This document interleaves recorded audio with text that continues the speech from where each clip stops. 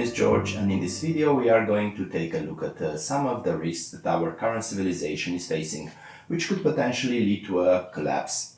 Before we explore these risks, it is important to know that there are two major categories of risk. We have the known risks and we have the unknown risks.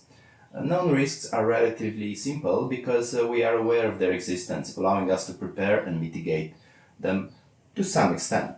On the other hand, unknown risks are those that we are not aware of. For instance, one of the potential existential risks to human civilization is the false vacuum decay scenario proposed by scientists. This scenario suggests that the fundamental nuclear forces that currently maintain the balance in our universe and allow for our existence could change. Such a change could potentially lead to the obliteration of Earth, the solar system, the galaxy, and so on, as energy and matter in the universe undergo different rearrangement. Now, it is important to know that this risk is purely hypothetical and it was only brought to our attention recently. 200 years ago, nobody was aware of such a risk. For sure, there are other similar risks of which we are currently unaware. And as our knowledge increases, we are likely to discover more potential risks. If you would like to go deeper into this phenomenon, I would recommend watching this video from PBS Spacetime. Now, the risk of this kind of event happening is very low, and at the moment we can only conduct fundamental physics research on the matter. In this case, we can't really talk about the collapse, as everything would just disappear almost instantly, like switching a light bulb.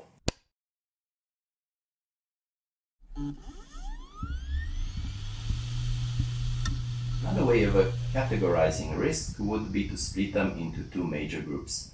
Anthropic risks, the ones created or at least influenced by humans, and the natural risks. Currently, the most dangerous risks for us are the anthropic risks. Now, as our knowledge increases and our power along with it, we can change the world around us more and more, and this in turn can inflict more damage upon us. While we understand natural risks to a greater event and we are more prepared for them, the anthropic risks develop at a faster pace. Now, pandemics, for example, are becoming more probable and more dangerous to our activities, and also the natural climate change is occurring at an accelerated rate because our human influence on the climate. Now let's briefly list some of natural risks that could potentially cause our civilization to collapse. These include asteroids, comets, supervolcanic eruption, stellar explosions, and the eventual explosion of the sun. I will provide a brief assessment of each risk and include relevant video links to future information. Large asteroids and comets colliding with Earth could cause catastrophic damage, leading to mass extinction and potentially collapsing our civilization. The good news is that we are slowly developing and deploying technologies under the umbrella of planetary defense to assess and mitigate these risks. Now, for example, telescopes like NEOSat are designed to detect and track asteroids, comets, satellites, and space debris. In 2022, NASA's DART spacecraft successfully altered the orbit of the asteroid Dimorphos, demonstrating asteroid deflection technology. I guess we don't want to end up like dinosaurs. Although the chances of a major impact are low in the near future, it does remain a long-term concern. Now, if you want to join a group of people interested in this topic, you can join the Planetary Society. Supervolcanic eruptions have the potential to release enormous amount of ash and gases into atmosphere, causing widespread climatic changes, reduced sunlight, and disruption of ecosystem.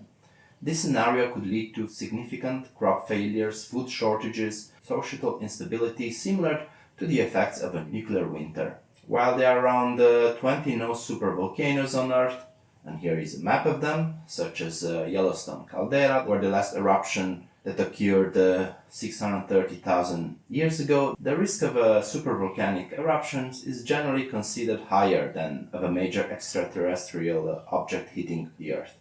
NASA has proposed a plan to cool down the site of a supervolcano with water, which could potentially save Earth from such a catastrophic event. But the feasibility of such a project remains uncertain. What we can do on this matter? Well, of course, research, research, and research in order to detect such event in advance. Another risk is a gamma ray burst, which occurs when a nearby collapsing star releases an intense burst of high energy radiation. This event could severely damage the Earth's ozone layer and expose life on the planet to harmful radiation.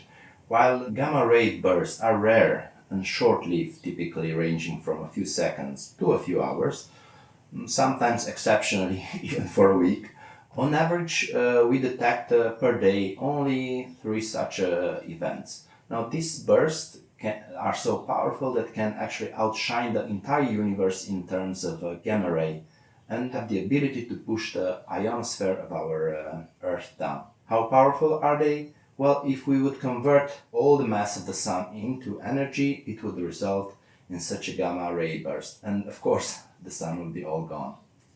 In this case, also, research plays a crucial role in understanding and mitigate these risks. More on this topic you can find on this video. In about 1 billion years, the sun will start to expand and deplete its hydrogen.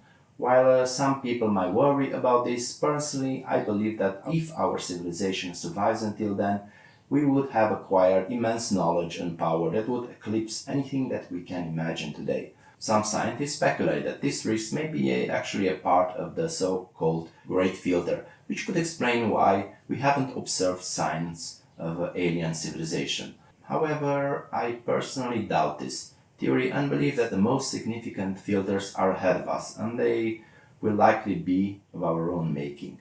But that's a topic for another video.